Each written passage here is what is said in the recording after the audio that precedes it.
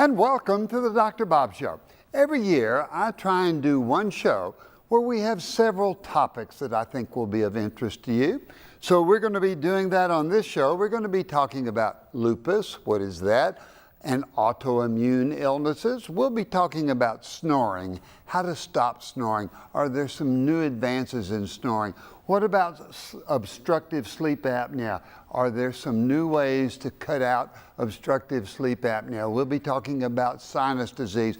We'll be talking about strokes, how to prevent strokes, the importance of having strokes treated immediately. We'll be talking about what I call biologics, new forms of treatment that will help neutralize or get rid of illnesses. We'll be talking about medicine in the future. There's some new outstanding changes. What we're going to see in 10 years as compared to what we see now is going to amaze you. So we'll be sort of entering into medicine in the future in this show also. A lot of information for you. Gonna want to stay tuned for this one.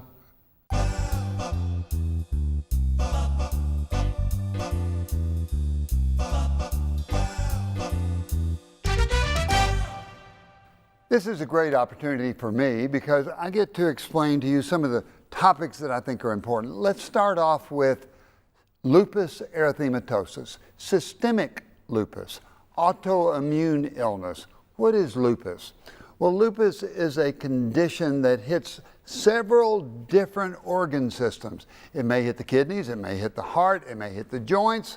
So what's happening with lupus? What does autoimmune mean? Well, there are certain cells in our immune system. There are white cells, and the white cells are there to protect us. However, in some people, these cells recognize normal tissue, like our normal heart, like our normal kidney, as something abnormal, and they begin to attack those organ systems. So with lupus, we have multi-organ system disease. For instance, it may hit the skin, where we've got a little butterfly rash, very, very photosensitive. That means the sun will bother that rash tremendously. So people with lupus, discoid, the skin lupus, the butterfly rash, need to be sure that they stay out of the sun. What happens if lupus begins to hit the joints? Then we get joint pains. We may get a low-grade fever. We may ache all over. We may not feel good. We may feel tired. What if it hits the heart? We may get chest pain. We can actually get congestive heart failure. What happens if lupus attacks the kidneys? And that's one of the things that are very, very difficult, because when lupus attacks the kidneys, then we frequently get chronic kidney disease with lupus. So if lupus is autoimmune and is attacking different organ systems, what can we do to help that? Well, there are some immunosuppressant medications. That means that we attack those white cells with medications. We make those white cells where they don't attack our normal organs. And so it allows the kidneys to live. It allows the heart to live. It allows the skin to live. And so we can control lupus with medications. Very, very important. If you have multi-system organ disease, for instance, if you have chest pain, heart problems, and then you've got joint pains, and then you've got something wrong with your kidneys, you need to think of autoimmune illnesses, and your doctor can then get appropriate lab work to begin to help the heart, to begin to help the kidneys, to be able to help the skin. And there are lots of good medicines. Now, there are about 80 autoimmune illnesses. So there are other illnesses like celiac disease, gluten sensitivity, like pernicious anemia, like ulcerative colitis, lots of different illness where our own immune system begins to attack itself. So if you have multi-system disease, think of lupus, think of autoimmune illnesses. Be sure that you and your doctor get on a treatment program where you protect all of those organs. And now I'd like to talk about sinus disease. Sinus disease, some 30 million people in the United States have chronic sinus infections, and they have acute sinus infections every year. There's a change in our definition of what chronic sinus infection means. It means you've got a sinus infection that lasts 12 weeks. Wow, that's 3 months. Can you imagine having a sinus infection for 3 months? Let's talk about what's going on in the sinuses so that we can understand that. The sinuses are holes in the head that all drain into one little area in the nose. We call it an osteomeatal unit. But these areas in the sinuses all drain into that area. There are frontal sinuses, ethmoid sinuses, cheek, maxillary sinuses, and sphenoid sinuses. They can all become infected. What causes the sinuses to get infected? Well, several things. Number one, anything that would block that drainage area, anything that blocks the osteomeatal unit, anything that does that. Can be a crooked nose. It could be people that have polyps in the nose. Now, there is a form of chronic sinus disease that's with polyps and without polyps. With polyps, there are certain types of cells that are in the nose that are causing polyps to form that block the drainage areas, that fill the sinus with polyps. And we get pressure and fullness and sniffles and congestion and nasal tone, and people feel terrible when they've got chronic polyps and chronic sinus disease. The only way to really tell what's going on in the sinuses is to get a special x-ray, a CT scan of the sinus. And the CT scan will tell us if any of those sinuses are infected or if there are polyps in those sinuses, and then we can be able to design specific treatment. So a good ear, nose, and throat doctor can look into the nose. We call it rhinolaryngoscopy. They look with a little tube that has optics, and they can see the openings to the sinuses, and they can see if there's infection that's coming out of there, or they can see the drainage area. There are some people with chronic sinus infections that we do what we call sinuplasty. Now, you've heard of angioplasty. That's in the coronary vessels, where we can do a little cath and we put a balloon there. We open the balloon. That opens the coronary arteries. We can do the same thing to the osteomeatal unit. So we can go up in the nose with a little local anesthetic, and we can put a balloon that's up in that sinus. We pump up that balloon, and when we let it out, it leaves an opening in the sinuses where they can drain. That means we don't have to go to the operating room. We don't have to have general anesthesia. We don't have to have a lot of the problems that will go on with other types of sinus surgery. Now, if the sinuplasty doesn't work, sometimes we have to have what we call endoscopic sinus surgery. That's where the ear, nose, and throat surgical specialist goes up and opens that drainage area. He can actually get rid of the ethmoid sinuses. They're like little eggshells, and I pretend like it's a Pac-Man. They go, and he takes out the ethmoid sinuses and makes it where all the pressure and all the fullness and all the sinus disease is easier to treat and easier to put medications up there. So we had polyps that can block. We've got allergies that can block the osteomeatal unit. We've got a crooked nose, a deviated septum. So all of those things have to be diagnosed, and when they're diagnosed, they can be treated.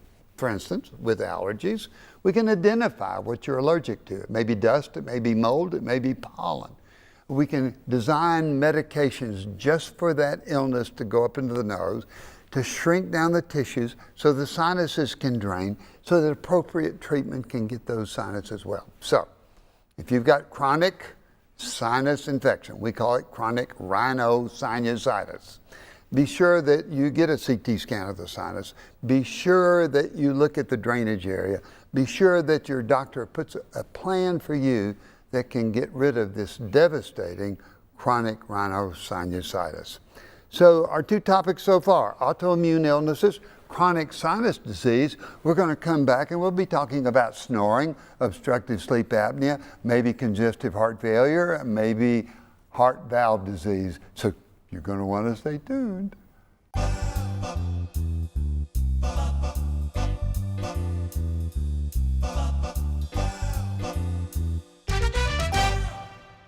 We're back. Remember, we've discussed autoimmune illnesses, lupus, and then we've talked about chronic sinus disease. Let's switch over to the heart.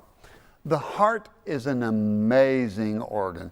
It pumps about 70 times a minute. Its purpose is to receive blood from the lungs that has oxygen in it and then pump that blood off to the rest of the body. What if the heart doesn't do a good job? What if it can't adequately pump blood out to the rest of the body? Then we may get a condition we call congestive heart failure. Now, heart failure doesn't mean the heart stops. It just means it's not pumping blood adequately. So let's talk about some causes of that and the treatment of those causes. The first thing that can cause congestive heart failure would be the blood supply to the heart. That's the coronary arteries. And so we can get coronary artery disease, where we get hardening of the arteries around the coronary vessels. That heart, when it's pumping, it needs nourishment. And so if the coronary arteries can't supply the heart with adequate nourishment, adequate blood supply, the heart begins to weaken and it just doesn't perform as well. And when it can't pump the blood out as strong because it doesn't have the nourishment, then the blood will back up and people get short of breath. Their feet will swell. The lungs may get congested and you hear a rattling noise in the chest. In the chest.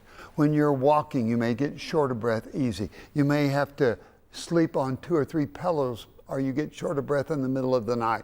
All those are signs of coronary artery disease. If you start getting chest pain with exercise, that's called angina. That's where the coronary vessels are narrowed, and with exercise, the demand on the heart is to get more oxygen. If the vessels are narrow, the heart doesn't get more blood supply. So we get chest pain. It's usually a pressure pain. It's usually in the middle of the chest. It's aggravated by exercise, and when we sit down and rest, that pain goes away. Now, if there is sudden occlusion of that, sudden blockage all the way of that coronary artery, that may produce a heart attack. And there you get a pressure, chest pain, shortness of breath, sweating. You know something's going wrong. That's 911. Chew on an aspirin, get to the emergency room. Let the ambulance take you there. They have equipment that can help you if you are having a heart attack. Back to congestive heart failure. What other things can go wrong with the heart? Well, the heart valves, there are aortic valves, pulmonic valves, tricuspid valves, mitral valves. All 4 of those valves, if they get infected or if they get where they are stenotic, they don't let blood through them, or insufficient, where blood passes through that shouldn't. All of those can put an overload on the heart. And an overload on the heart eventually gets tired. We get congestive heart failure with shortness of breath.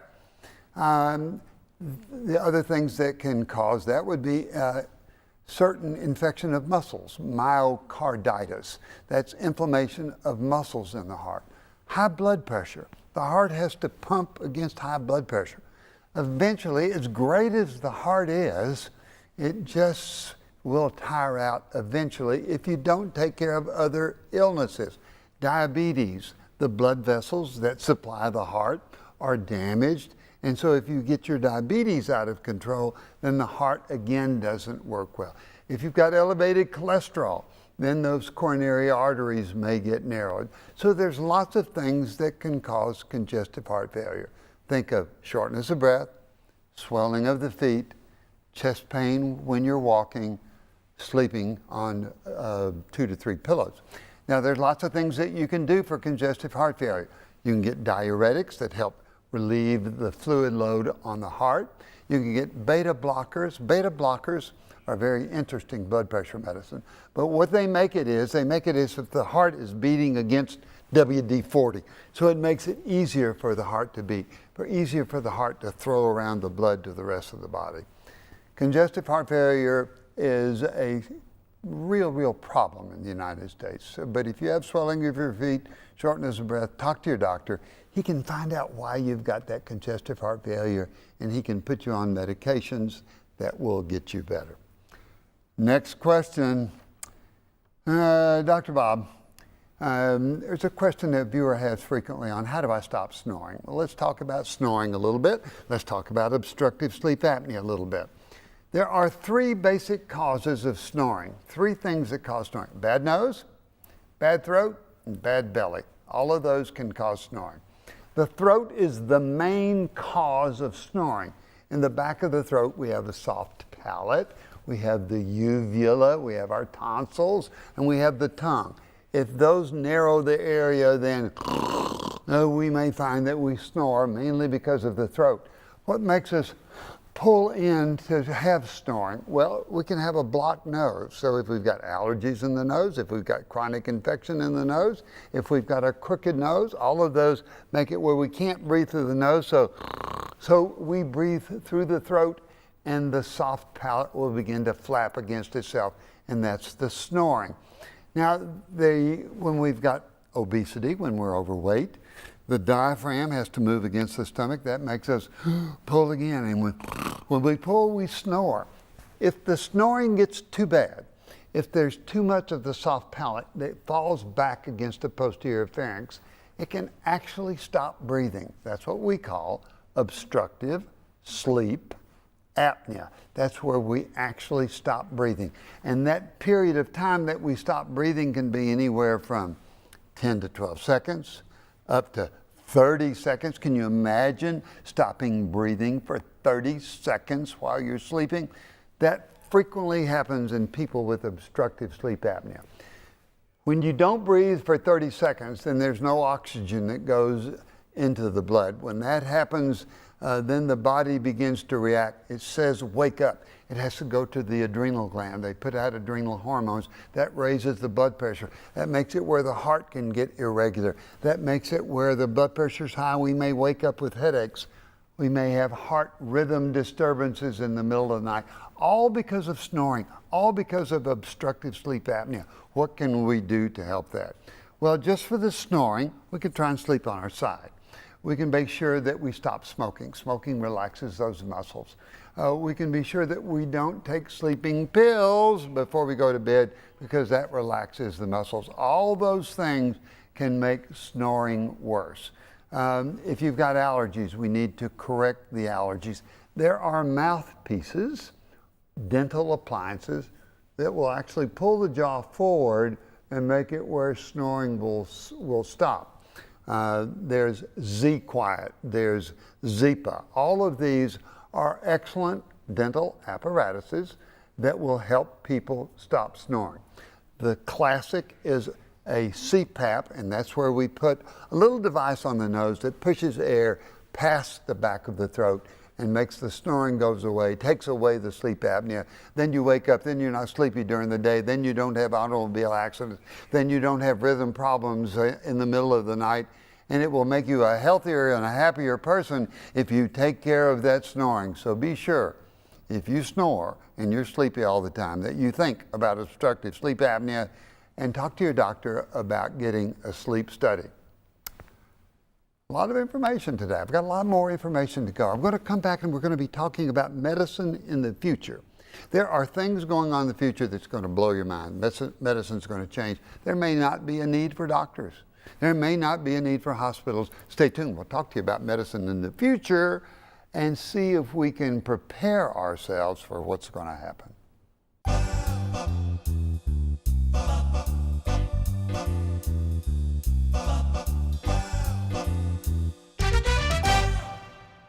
So let's spend a little bit of time talking about medicine in the future. You know, this may end up being medicine in the future. Let's look at this little cell phone. Let's pretend you're in the doctor's office. Let's pretend that he's examining your heart. He takes his stethoscope and he listens to your heart, and he figures out if it's beating properly and the rate and the rhythm that's there. Let's say he finds something wrong and he sends you for an echocardiogram or an ultrasound. Let's see if he could do that at the bedside. So let's plug into our cell phone a little ultrasound probe that we can rub over the chest, look at our cell phone, and actually see the heartbeat, see the blood come in, see where the blood flows out, and we can see that in our cell phone. and the doctor at the bedside will be able to diagnose disease better. As a matter of fact, they took students at the University of South Carolina that had been trained in ultrasound of the heart with their cell phone, and they matched them up against the senior cardiologist, and they tried to figure out different murmurs, different heart problems. Guess who won? The medical students won every time, just because they were able to see what was going on inside the heart. Now let's advance a little bit. Let's pretend that we examined 1 patient, 5 patients, 10 patients today. 1,000 different medical centers. They all did 10, 15, or 20 ultrasounds. They sent all the information up into the sky, up into what we call the cloud, where they had all of this information that was coming from different people, from different ages, with different heartbeats, with different ultrasound involvement of the heart. And then the cloud began to take those tens of thousands of ultrasounds that were done at the bedside, and then began to come up with normals and abnormals, and were able to tell right on the cell phone what was going on with the heart. That's in our future. Our cell phones will tell us many different things. Let's look at contact lenses. There's some contact lenses in the eyes now that will measure the blood sugar, so we can have an ongoing blood sugar measurement just by putting a contact in the eye. Let's think about 3D printers. We've got printers that will print out, a cast for the arm in case you broke your arm. So they can have a cast that's just specifically for you. But let's look at that 3D printer and let's think of what else it can do.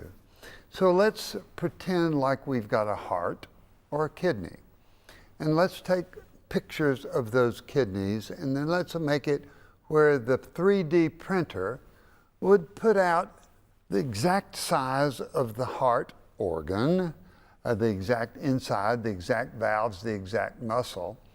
Now let's go back to that 3D printer, and instead of putting into the printer, and this is going to be in the future, instead of putting in plastic where we could have a 3D object, perhaps we put in live cells. And as we sliced with our printer through the heart, we sliced in those cells, and what if we could 3D print out a heart that worked? They're now making it where you can print out a 3D living kidney. So what if we were able to print out kidneys and we didn't need kidney transplants, we didn't need an organ supply, that we could do that with 3D printers. Let's look at virtual reality, where we look into a little glass in front of us and we begin to teach students what anatomy is like with virtual reality, so we can actually project ourselves inside the heart and watch the blood go around in the heart and where the muscles attach and how the kidneys work and how our muscles work. With 3D imaging, we can teach people. It's going to mean medical teaching is going to be different. Medical treating is going to be different. Let's say instead of having a hospital room, that your room in your house had 3 or 4 television sets that were hooked up to information that was sent up into the cloud, and that information would come back and tell the computer that's at your bedside in your home what type of treatment you needed. Let's pretend that all of the information that we get would come back, and it would make it where we really didn't need the doctor. Well, we'll always need the doctor because we need somebody to put his hand on our shoulder and have emotions and say, I'm really so sorry that's happened. That emotions, I want so badly to help you. They're now making artificial intelligence where they begin to understand the difference between sadness, anger, happiness. And so they begin to have emotions that they're teaching artificial intelligence. So the future may be a robot that not only can perform surgery, but he also is intellectually able to have emotions as well as healing you. So look forward to the future. It's going to change big time.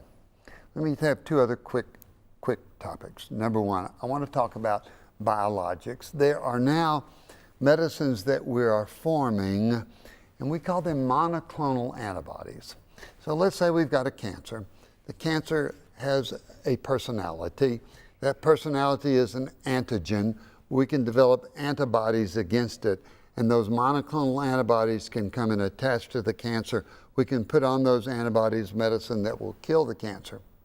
So let's say our treatment is going to be better for cancer, our understanding of cancer is better, our biologics are going to be better. We're in for such a great future in medicine. So you stay tuned to the Dr. Bob Show. I'm going to keep teaching you about the advances of medicine and what we can do to make your life healthier and make your life happier. So be sure that you're exercising, eating properly, sleeping good, and have a lot of laughter in your life. That's going to make us all well.